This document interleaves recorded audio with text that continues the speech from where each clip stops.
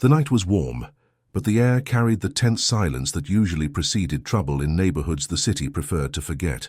Streetlights flickered along the narrow blocks, leaving long stretches of shadow where anyone with bad intentions could hide without effort. Cars passed only occasionally, most of them speeding through to avoid stopping for anything. People who lived there walked fast with their heads down, as if refusing to acknowledge the danger surrounding them. It was a place where help arrived late, or didn't arrive at all. Frank had been there for hours, moving through side streets with deliberate patience. He never rushed surveillance. Speed led to missed details, and missed details caused failures he didn't accept. He had tracked a small group for 2 days, 3 men tied to a local crew known for targeting women who traveled alone with infants.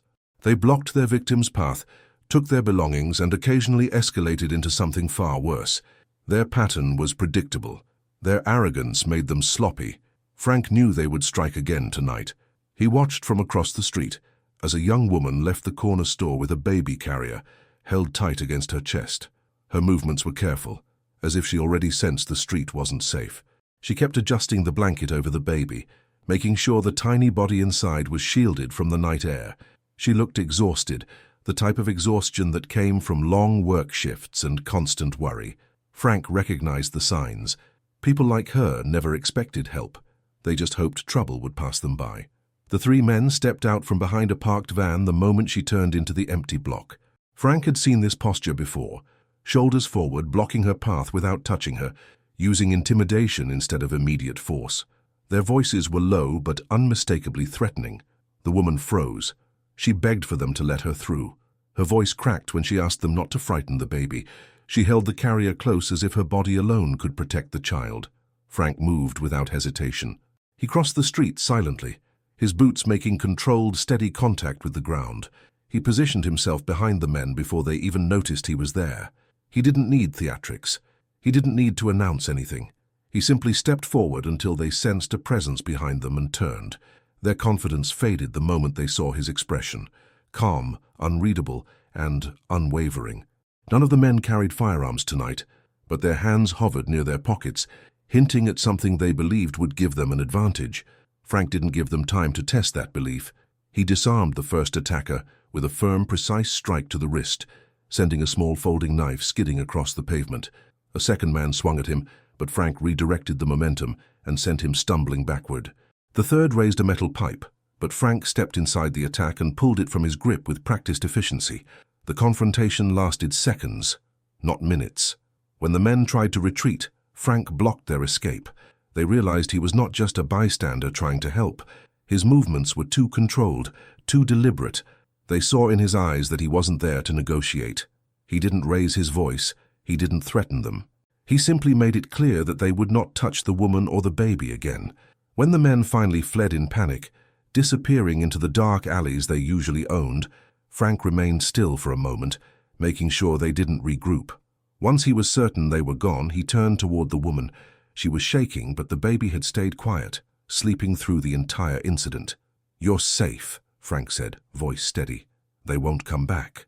She held the baby even tighter and nodded quickly, unable to form words at first. Her breathing was uneven. She kept glancing around as if the men might reappear at any moment. Frank positioned himself between her and the direction they had run, just to reassure her that the threat was gone. She whispered thank you several times, but her focus remained on the infant. The fear she felt wasn't for herself. It was for the child. "Do you live close?" Frank asked. She nodded. "1 block over." "I'll walk you," he said. She didn't argue. She didn't question who he was. She simply started moving, still shaken but relieved to have someone there who could keep danger away. Frank walked slightly ahead, scanning the rooftops, corners, and windows. He knew the men wouldn't return so soon, but he also knew that groups like theirs had associates who wandered nearby. He didn't take chances. The streets grew quieter as they moved. The woman kept her pace slow, careful not to wake the baby. Frank noticed she frequently glanced down to check that the blanket hadn't shifted. She whispered soft reassurances to the child, even though the baby was asleep. It was instinctive, an automatic response from someone who carried the weight of the world alone. When they reached her building, Frank stopped near the entrance. She looked more relaxed now, though her hands still trembled slightly. "I don't know how to thank you," she said. "You don't need to," Frank replied. She hesitated, then added, "They've been around this area for weeks. People warn each other, but it doesn't stop them. I didn't think anyone could do anything about it." "They won't bother you again," Frank said with certainty. She didn't know what he meant, and Frank didn't elaborate. He watched her enter the building and waited until the door clicked shut behind her. Only then did he step back into the street. He still had work to do. The group that had threatened her wasn't operating on their own. They were part of a larger structure, a network built on intimidation and daylight invisibility. They blended in during the day, preying on those who walked alone at night. They had enforcers, scouts, and safe spots scattered through several blocks. Frank had studied their routine long enough to understand how they operated. Tonight's confrontation wasn't the end. It was the first step. He walked toward the alley where the men had fled. The lights were dimmer there, the ground uneven. Trash bins lined the walls, some tipped over, leaving debris scattered across the path. Frank looked for signs of where the men had regrouped. A trail of scuffed footprints suggested they had run toward a back lot behind an abandoned warehouse. It matched the information Frank had gathered earlier. As he approached the warehouse, he heard voices, tense, hurried, and unsettled. The three men were arguing, blaming each other for not noticing him sooner. They talked about returning to find the woman later, rationalizing that one setback meant nothing. Frank listened long enough to understand their intentions. He stepped into the lot, letting his presence be known this time. The men froze again, faces draining of what little confidence they had left. Their earlier fear returned instantly. They didn't run. They understood by now that running wouldn't help. Frank approached them with the same calm expression he had worn earlier. He didn't need threats. His presence alone made their choices clear. He ensured they would not follow the woman again. Not tonight, not ever. When the situation was under control and the men were no longer a threat, Frank stepped out of the lot and back onto the main road. He didn't look back. His goal had been simple: ensure the baby's safety. That part was done. But the city was full of similar dangers, groups and individuals who believed innocence was an easy target. Frank knew that protecting one child wasn't enough. The systems that allowed predators to walk freely were still in place. His work continued because the city kept producing reasons for men like him to exist. The night wind shifted. Somewhere in the distance, a car alarm echoed, followed by hurried footsteps. The city never slept, which meant neither did he. Frank walked toward the noise. Frank moved toward the sound of the distant alarm with the same steady pace he used for everything. He never needed to hurry. Trouble rarely ended by the time he arrived. It usually grew, spread, and drew in more people who didn't deserve to be caught in it. The narrow blocks opened into a broader intersection, where a small convenience store sat with one of its windows cracked. A man stood outside arguing loudly with the owner, who remained behind the counter, hesitant to step out. Frank watched the exchange from across the street, assessing the situation. It wasn't violent, just heated. The argument died down shortly after, the man storming off while muttering frustrations at no one in particular. Frank didn't intervene. Not every outburst required him, but he made a note of the face, the posture, the tone. People who caused problems at midnight often caused bigger ones at dawn. He continued walking deeper into the district, until the city's noise faded into a low rumble behind him. The street he entered next was nearly empty. A few apartments had lights on, but most windows were dark. The brick buildings were old and unmaintained, their walls stained by rain and time.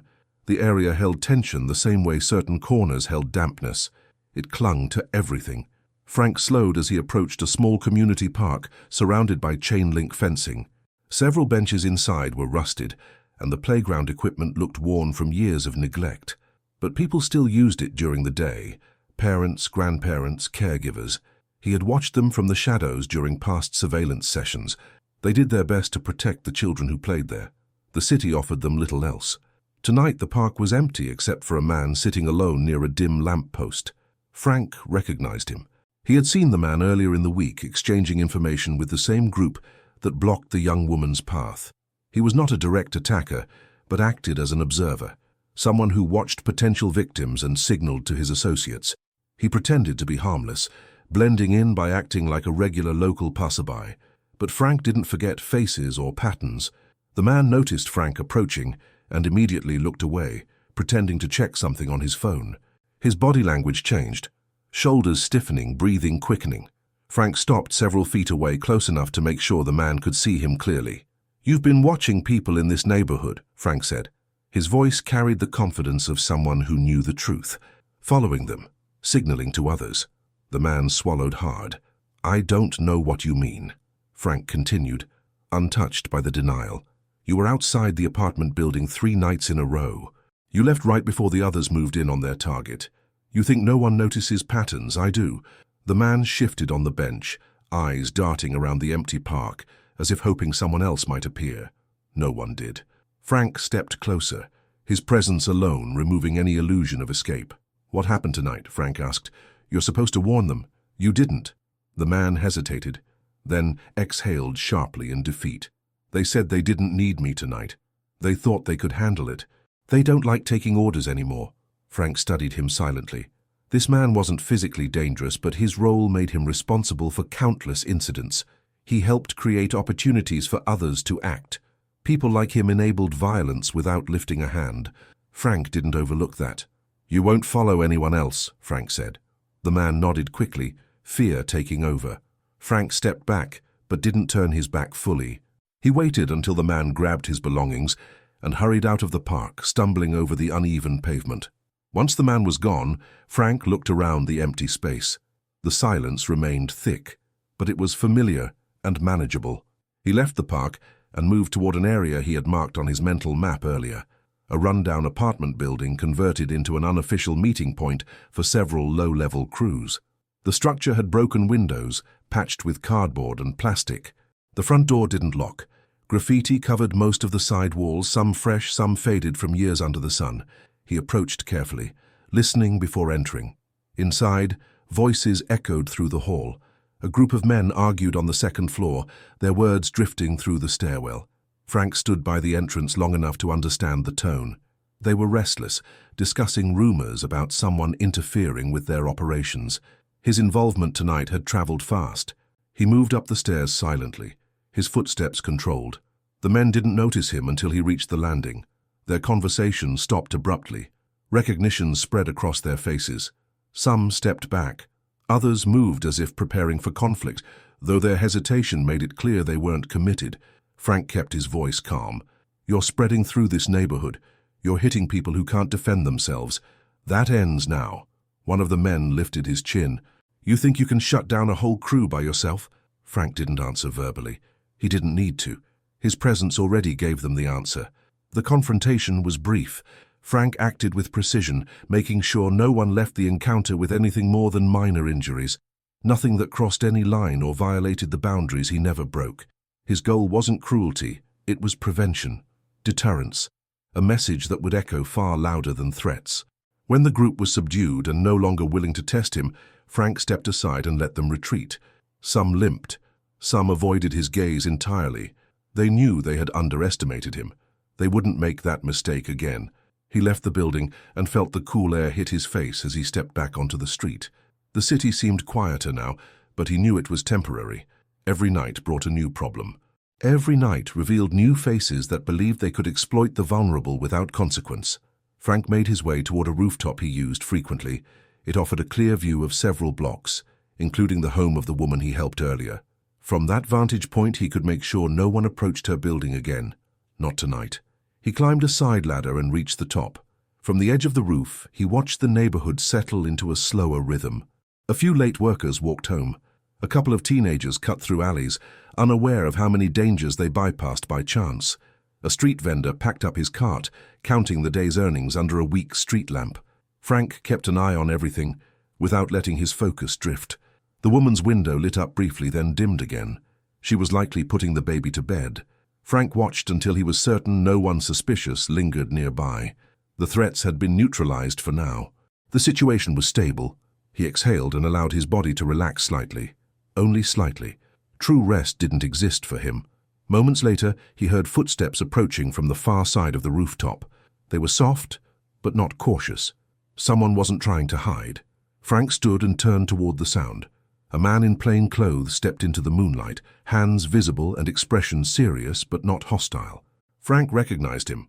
Detective Hale, a local officer who occasionally crossed paths with him during investigations. Hale wasn't corrupt.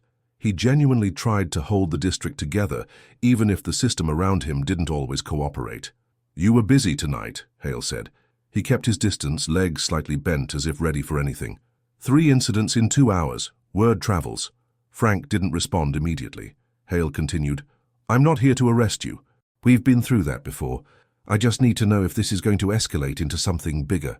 Frank answered with the same restrained calm he always used. "They were targeting women with infants. I stopped them." Hale nodded slowly. "I heard. The woman reported the incident. She didn't describe you, but it wasn't hard to guess." Frank didn't deny it. Hale stepped closer, but didn't invade personal space. "I get why you do what you do. But you're pushing pressure onto people who don't handle pressure well. Crews like theirs don't just back away. They regroup." "That's why I don't stop," Frank replied. Hale sighed. "I know, and I won't pretend the city doesn't need someone watching when we can't cover every street.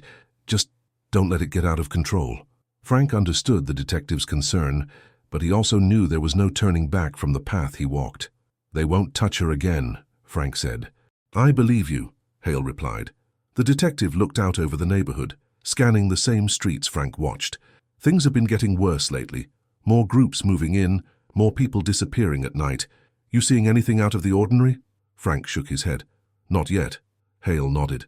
"Let me know if you do, even anonymously." Frank didn't answer, but Hale didn't expect him to. The detective took a few steps back, then paused. "Whatever you did tonight, it kept a baby safe," Hale said.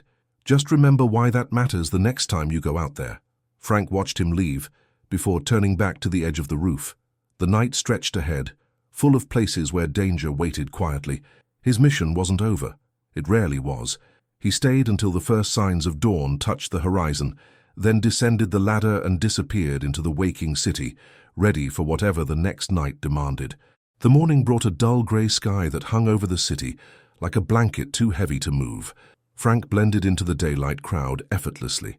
Without the tactical gear, without the intensity of conflict behind him, he looked like any other resident trying to get through the day. That anonymity was intentional. It allowed him to observe without drawing attention.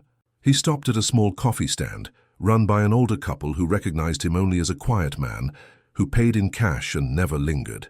He didn't need caffeine. He needed to appear normal. Normal people bought coffee. Normal people stood in line.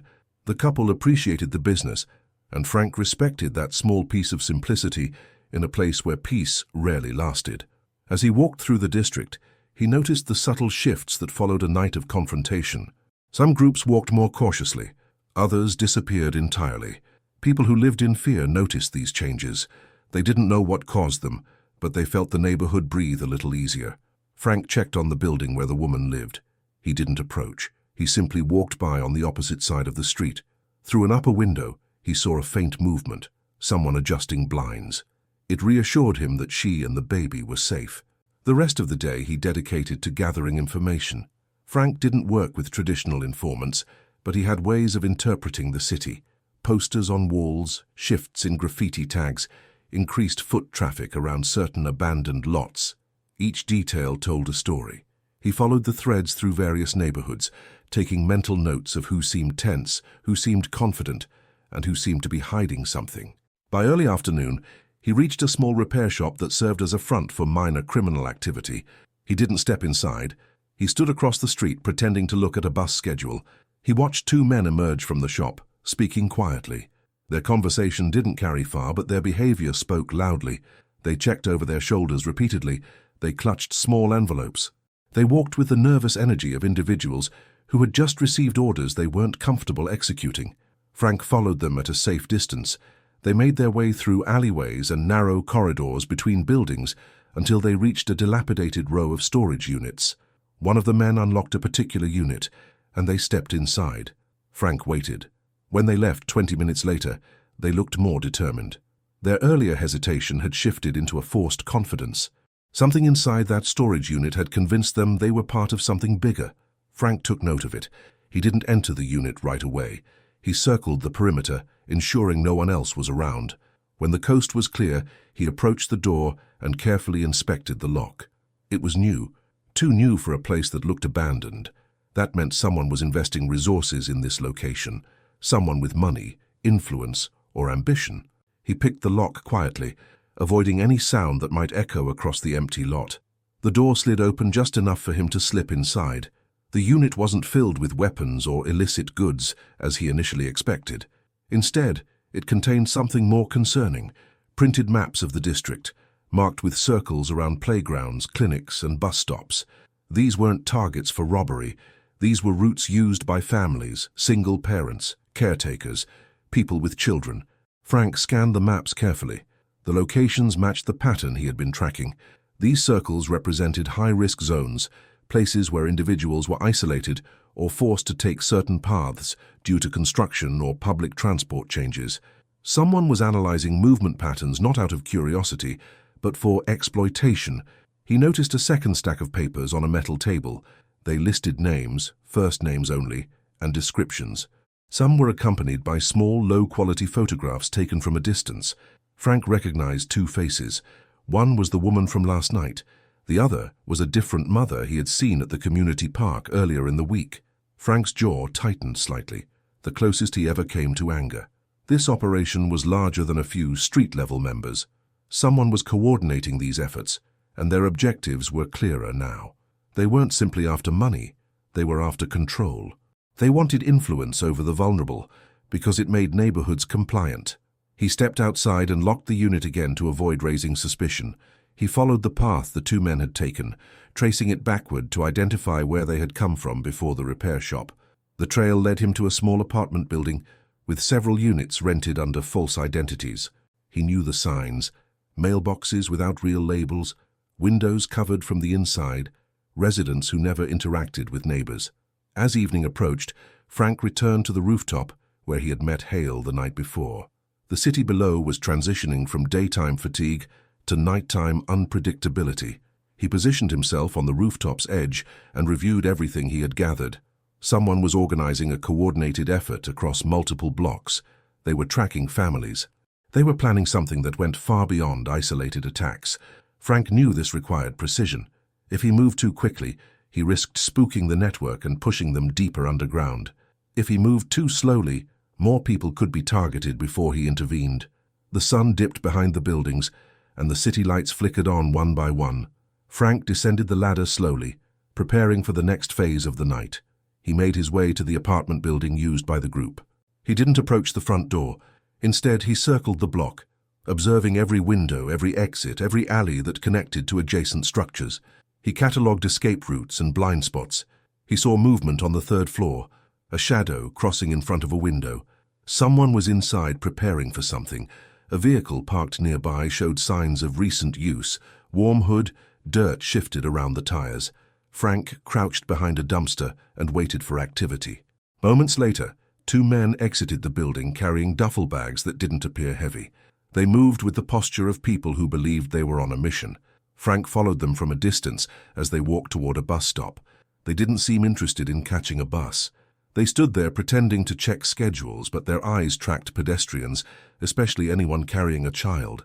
As a mother pushing a stroller approached, one of the men touched his jacket pocket, signaling to the other. Frank moved.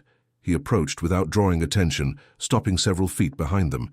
His voice was low, controlled. "Step away from her." Both men stiffened but didn't turn around immediately. When they did, their expressions shifted from annoyance to recognition. They didn't speak. They didn't need to. The message in Frank's eyes was enough. The mother walked away without realizing what had almost happened.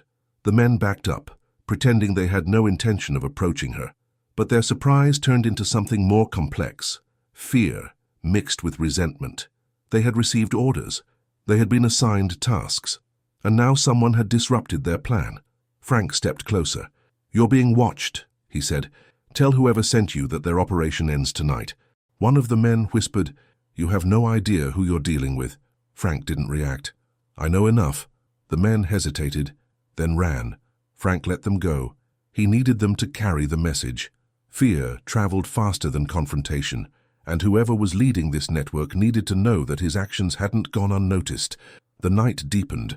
Frank's next move required gathering more intelligence. The operation was larger, and taking down the individuals wouldn't be enough. He needed the source. He returned to the storage unit district and concealed himself on the roof of a nearby industrial building. From there, he monitored the entrances. He waited without moving. letting the cold air settle on his shoulders. Hours passed. Finally, a black sedan pulled into the lot. A man stepped out, well-dressed, confident, noticeably different from the street-level members. He unlocked the same storage unit and entered. Frank watched him carefully, committing his face to memory. This man wasn't a scout or enforcer, he was a coordinator. Frank planned his next steps. Tonight, he ensured another child remained safe. Tomorrow, he would dismantle the network behind the threat. Frank remained on the rooftop until the man exited the storage unit. The well-dressed figure moved with certainty, locking the metal door carefully and scanning the parking lot with the composure of someone who believed he controlled everything around him. He didn't look nervous. He didn't look rushed. He believed he was untouchable. Frank watched every detail. The man's posture, the way he checked his watch twice, the slight pause he made before getting back into the car. This was no ordinary organizer. He was someone who trusted strategy over violence, someone who built systems around vulnerability. People like him were the reason neighborhoods never truly healed. The sedan left the lot, and Frank followed on foot until he reached a point where he could track the direction without exposing himself. The car turned toward the Central District, a more populated area where blending in was easy for someone with the right clothing and mannerisms. Frank stayed in the shadows, keeping enough distance to avoid detection. The man parked near an office building that looked abandoned from the outside but showed signs of activity. Curtains slightly parted on the upper floor, a faint glow illuminated by tinted glass. Frank knew the sort of setup it represented, a temporary headquarters used to manage operations without drawing attention. He circled the building discreetly, noting entrances, exits, and the few security cameras set up in corners. The cameras were cheap, the kind that recorded low-resolution footage on outdated hardware.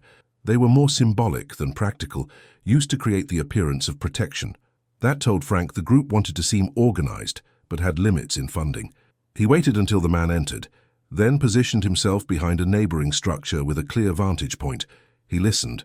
Voices carried through thin, weathered walls, two men talking about schedules, meeting points, and people they believed wouldn't fight back.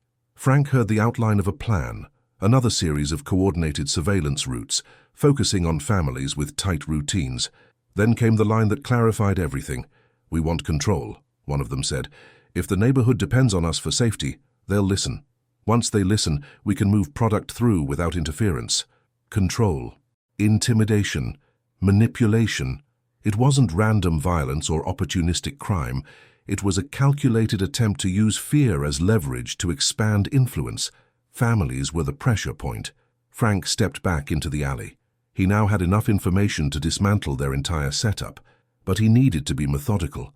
The system behind these men had ties, potentially spreading into neighboring blocks. Simply confronting the two inside wouldn't be enough. He needed to make sure they couldn't rebuild. He returned to the rooftop across the street and waited until lights went off inside the office. When the well-dressed man exited the building alone, Frank followed silently. The man walked with the confidence of someone who didn't believe danger existed outside his own circles. Frank approached him near a quiet intersection and spoke plainly. "You're targeting families. That ends now." The man froze. He turned slowly, his surprise quickly shifting to irritation. "Who are you?" Frank didn't answer. The absence of response spoke louder than any name could. The man lifted his chin, trying to maintain composure. "You think stopping a few minor operations changes anything? You have no idea how deep this goes." Frank stepped closer. "I don't need to know how deep it goes, I just need to stop you." The man took a step back, suddenly aware of the imbalance. He reached for his phone, but Frank stopped him effortlessly. The confrontation remained controlled, no excessive force, no unnecessary harm, just enough to ensure the man understood that his influence ended tonight. Frank left him where he was, shaken and unable to return to the office to warn anyone. Instead, Frank moved toward the building itself. He knew the second man was still inside, collecting documents and preparing for the next phase of their operation. Frank entered through a back door that had a faulty lock he'd already tested earlier. The interior was dim, illuminated only by a desk lamp and the glow of a cheap desktop monitor. Papers lay scattered across a table, lists of names, addresses, and small maps annotated with circles. The second man looked up just in time to see Frank step into the room. His expression shifted instantly, from confidence to fear. Frank didn't raise his voice. "It's over. You're done here." The man backed away, stumbling into a filing cabinet. "You don't understand. We were told this would help the neighborhood, keep things in order."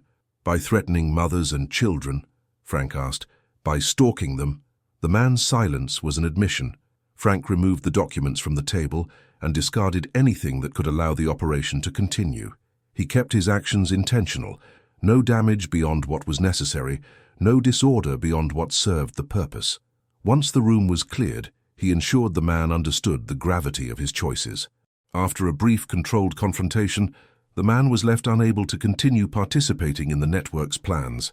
Frank exited the building and watched from the corner as both men fled in opposite directions, abandoning the area entirely. Without them, the operation's structure would collapse. Those below them would scatter, and those above them, if they existed locally, would lose the foothold they had worked so hard to build. By the time dawn approached, the office building sat dark and empty. Frank checked the surrounding blocks, confirming that no one remained behind. The network that had threatened families across the district was dismantled in one night, quietly, efficiently, without unnecessary harm. Frank walked back toward the neighborhood where the woman lived. The streets were still quiet, the early morning air cool and calm.